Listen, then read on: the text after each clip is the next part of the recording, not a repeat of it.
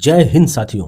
आप सभी का हमारे YouTube चैनल पर आपका स्वागत है। ठीक है, चलिए आज हम लोग हिंदी व्याकरण और साहित्य से एक प्रैक्टिस सेट देखने वाले हैं जो टोटल 30 प्रश्नों का सेट है। आप इसमें से कमेंट के माध्यम से अपना स्कोर बताइएगा कितने प्रश्न आप इसमें से सही कर पाते हैं। यह प्रश्न आपके डायरेक्ट एग्जाम में आने वाला प्रश्न है जो एनसीईआरटी पर और आपके एग्जाम से लिया गया प्रश्न है। ठीक है, तो चलिए स्टार्ट करेंगे प्रश्न नंबर पहला से। जो भी विद्यार्थी अगर चैनल पर हमारे नए हैं तो कृपया चैनल को सब्सक्राइब करके वीडियो को लाइक कर देंगे, क्योंकि डेली इस तरह के वीडियो आपको कराए जा रहे हैं जो आपके एग्जाम के लिए बहुत हेल्पफुल होंगे। ठीक है, चलिए स्टार्ट करेंगे और देखेंगे प्रश्न नंबर पहला। भौरा, कोयल, सखी किस शब्द के अनेकार्थी हैं? अनेकार्थी का मतलब होता है कि जो एक शब्द सब में प्रयोग किया जाता है, यानी उसके अनेक अर्थ निकलते हैं, उसको हम लोग अनेकार्थी बोलते हैं। तो कौन सा वह शब्द है? ऑप्शन देखिए, ऑप्शन ए अंत, ऑप्शन बी अली, ऑप्शन सी अनंता या ऑप्शन डी आकार। ठीक है, वह कौन सा शब्द है जो भौरा, कोयल, सखी सबके लिए प्रयोग होता है? इसका ऑप्शन नंबर बी हो जाएगा अली। ठीक है, अली इसमें राइट जवाब है। देखिए, अली का अर्थ आपका भौरा भी होता है, अली का अर्थ कोयल भी होता है और अली का अर्थ आपका सखी भी होता है, यानी यह अनेकार्थक शब्द है और इसके बहुत सारे अर्थ होते हैं। ऑप्शन बी इसमें राइट जवाब होगा। अगला सवाल देखेंगे। चलिए, आंखें बिछाना मुहावरे का सही अर्थ है? ऑप्शन ए प्रतीक्षा करना, ऑप्शन बी प्रेम करना, ऑप्शन सी स्वागत करना या ऑप्शन डी बहुत आदर देना। तो आंखें बिछाना मुहावरे का सही अर्थ क्या हो जाएगा? इसका बनेगा ऑप्शन नंबर डी बहुत आदर देना। किसी के लिए आंखें बिछाना यानी उसका बहुत ही भावपूर्ण स्वागत करना, यानी आदर देना। इसका ऑप्शन नंबर डी इसमें राइट हो जाएगा। ठीक है, अगला सवाल देखेंगे। चलिए, कामायनी किस प्रकार का ग्रंथ है? ठीक है, कामायनी जो आपको बताना है किस प्रकार का ग्रंथ है। देखिए, इसके लेखक तो आपके जयशंकर प्रसाद जी हैं, सबको मालूम है कि कामायनी के लेखक, नहीं भी मालूम है जान लीजिए, कामायनी के लेखक आपके जयशंकर प्रसाद जी हैं। लेकिन यह कौन सा काव्य है या क्या है? यह ऑप्शन देखिए, ऑप्शन नंबर ए खंड काव्य, ऑप्शन बी मुक्तक काव्य, ऑप्शन सी महाकाव्य या ऑप्शन डी चंपू काव्य। क्या हो जाएगा? इसका बनेगा ऑप्शन नंबर सी, यह महाकाव्य है। ठीक है, जयशंकर प्रसाद की कामायनी छायावाद का सर्वश्रेष्ठ महाकाव्य है। ऑप्शन सी इसका राइट जवाब बनेगा। अगला सवाल की ओर चलते हैं और देखेंगे अगला। अन्वय का सही संधि विच्छेद क्या है? ऑप्शन ए अनुधन अय, ऑप्शन बी अनधन वय, ऑप्शन सी अनुधन आय या ऑप्शन डी अनधन अय। अन्वय का सही संधि विच्छेद क्या है? इसका बनेगा ऑप्शन नंबर ए अनुधन अय। ठीक है, अनुधन अय से आपका अन्वय बनेगा। यह कैसी संधि है? यह आपकी यौन संधि है। याद रखिएगा, संधि अगर पूछेगा तो यौन संधि हो जाएगी और संधि विच्छेद पूछेगा तो अनुधन अय इसका राइट जवाब बनेगा। अगला सवाल की ओर चलेंगे। अष्टछाप की स्थापना किसने की थी? Option A Vallabhacharya, option B Vitthalnath, option C Surdas या ऑप्शन डी कुंभनदास। अष्टछाप की स्थापना किसने की थी? देखिए, इसका बनेगा ऑप्शन नंबर बी आपका विठलनाथ। ठीक है, 1565 ईस्वी में, सन याद रखिएगा 1565 में गोस्वामी विठल दास ने इसकी स्थापना की थी। ठीक है, यह क्या है? अष्ट मतलब 8 कवियों का समूह होता है अष्टछाप। चलिए अगला देखेंगे। हाथ कंगन को आरसी क्या लोकोक्ति का क्या अर्थ है? हाथ में कंगन पहनना, ऑप्शन बी प्रत्यक्ष को प्रमाण की आवश्यकता नहीं, ऑप्शन सी बहुत सुंदर होना या ऑप्शन डी अहंकार करना। हाथ कंगन को आरसी क्या लोकोक्ति का क्या अर्थ बनेगा?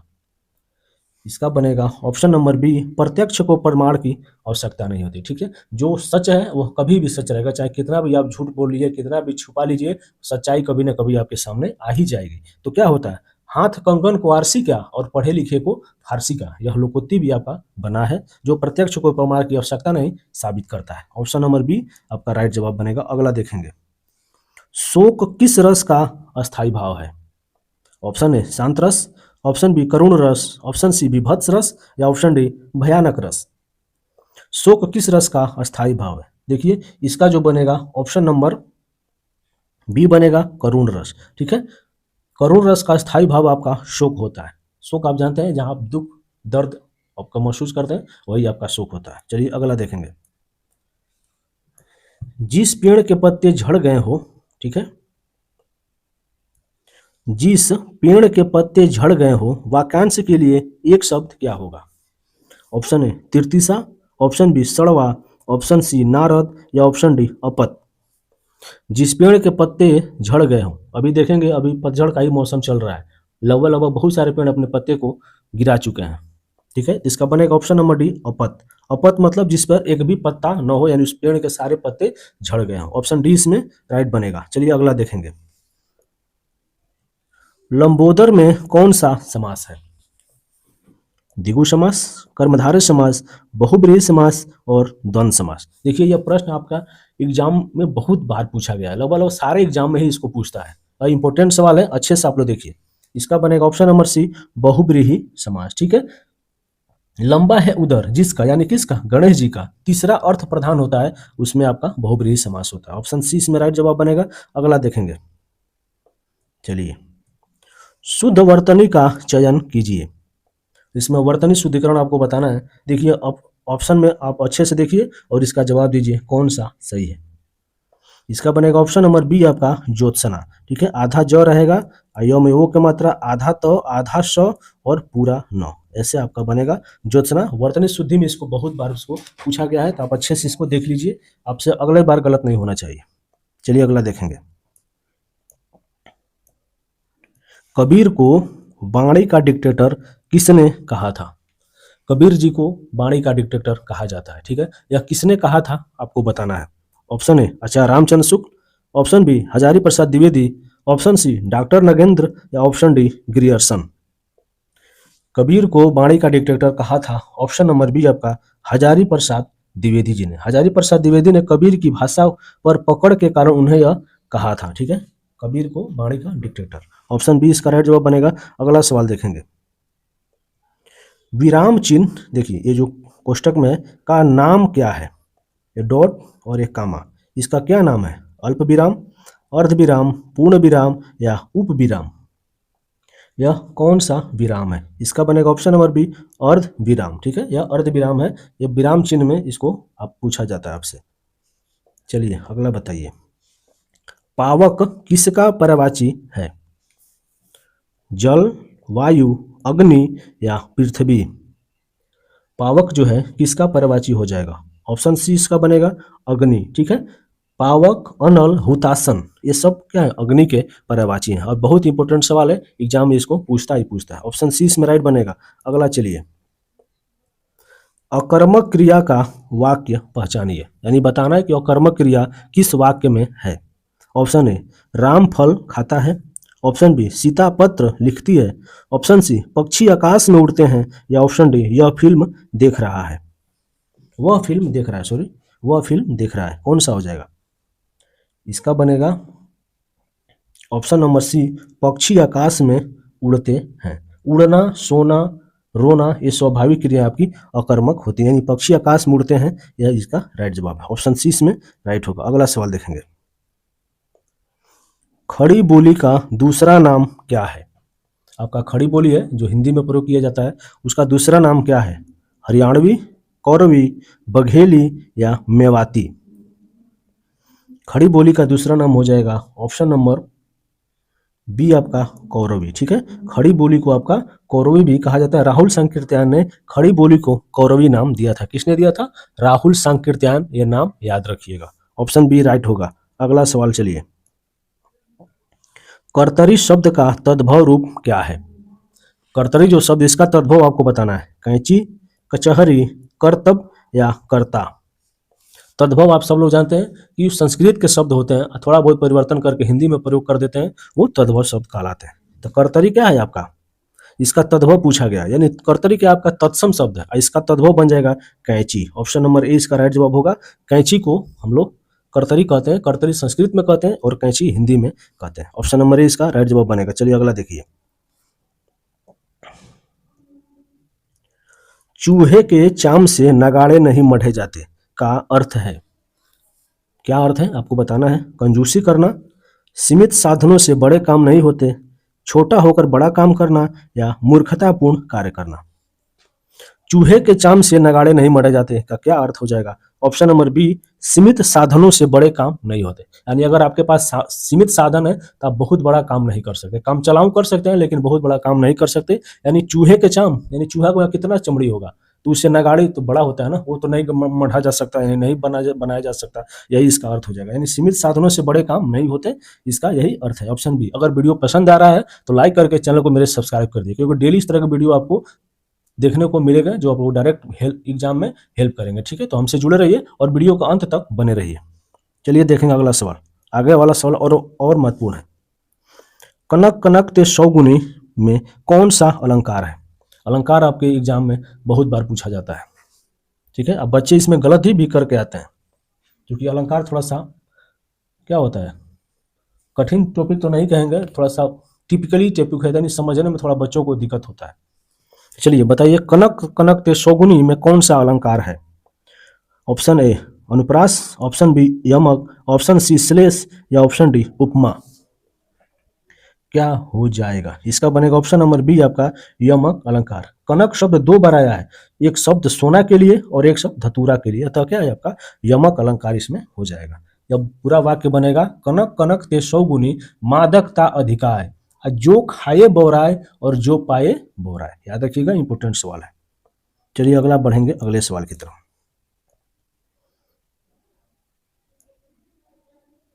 आधुनिक काल की पहली आत्मकथा कौन सी मानी जाती है? ऑप्शन ए क्या भूलूं क्या याद करूं, ऑप्शन बी अर्ध कथानक, ऑप्शन सी मेरी आत्म कहानी या ऑप्शन डी अपनी खबर। आधुनिक काल आप जानते हैं कि 1850 ईस्वी के बाद जो आधुनिक काल की शुरुआत हो गई थी। ठीक है, तो 1850 की आधुनिक काल की जब शुरुआत हुई तो उसमें पहली आत्मकथा कौन सी मानी जाती है? इसका कौन सा हो जाएगा? इसका बनेगा ऑप्शन नंबर बी अर्ध कथानक। ठीक है, बनारसी दास जैन कृत अर्ध कथानक हिंदी की पहली आत्मकथा है, याद रखिएगा। ऑप्शन ए बी इसमें राइट हो जाएगा, सॉरी बी राइट होगा। अगला देखेंगे,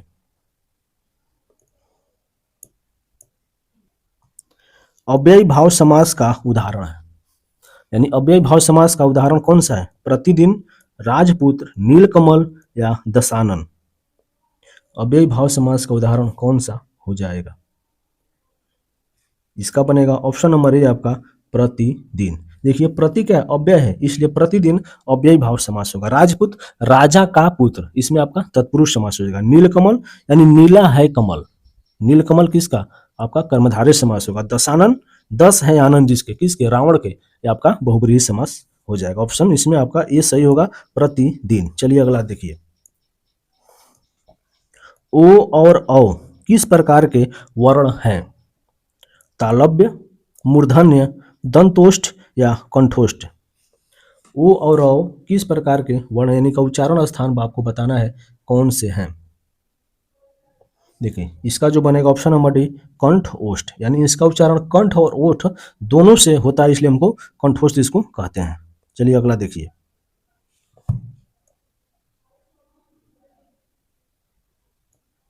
चलिए बताएंगे अगला सवाल।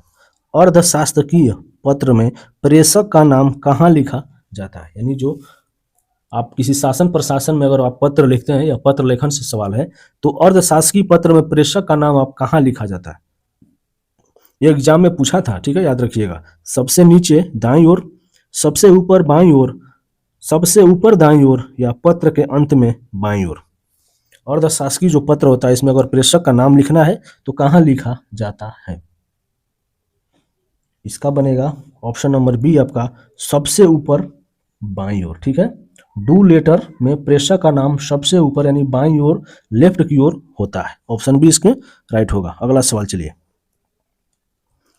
पवन का संधि विच्छेद है प धन वन, प धन अन, पो धन अन या प धन अन। पवन का संधि विच्छेद क्या हो जाएगा? इसका बनेगा ऑप्शन नंबर सी पो धन अन। ठीक है, पवन का बनेगा और इसमें संधि की बात करेंगे तो यहाँ पे आपकी अयादी संधि हो जाएगी। ठीक है, संधि पूछेगा तो अयादी संधि और विच्छेद पूछेगा तो पो धन अन। बहुत बार इसको एग्जाम में पूछता है। चलिए, प्रेमचंद्र के उस उपन्यास का नाम बताइए जो अधूरा रह गया था। ठीक है, वह कौन सा उपन्यास था जो अधूरा रह गया था? ऑप्शन ए सेवा सदन, ऑप्शन बी कर्मभूमि, ऑप्शन सी मंगलसूत्र या ऑप्शन डी गबन। कौन सा हो जाएगा? इसका बनेगा ऑप्शन नंबर सी आपका मंगलसूत्र। मंगलसूत्र प्रेमचंद का अधूरा उपन्यास था। ऑप्शन सी इसमें राइट बनेगा। अगला सवाल चलिए,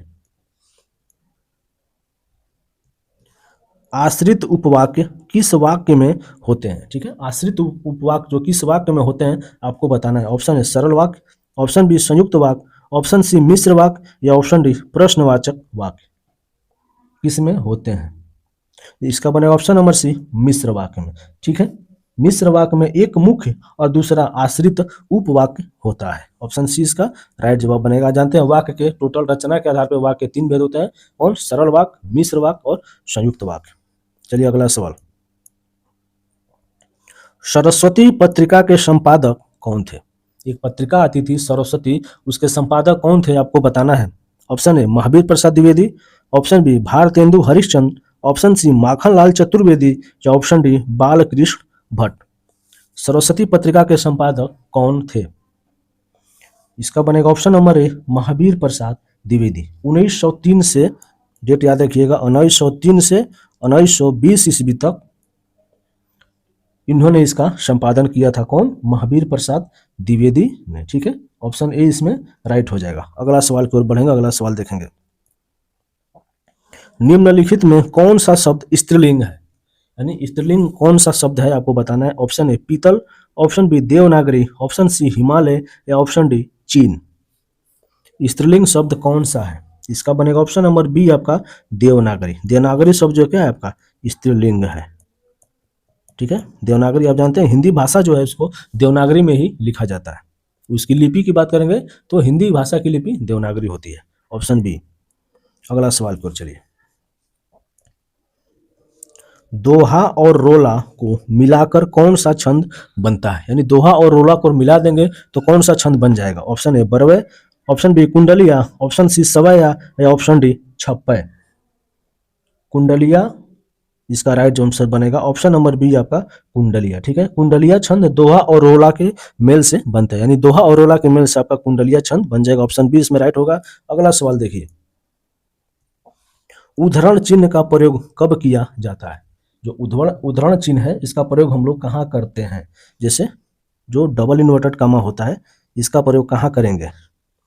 वाक्य समाप्त होने पर, ऑप्शन बी किसी के कथन को ज्यों का त्यों लिखने के लिए, ऑप्शन सी प्रश्न पूछने के लिए या ऑप्शन डी रुकने के लिए।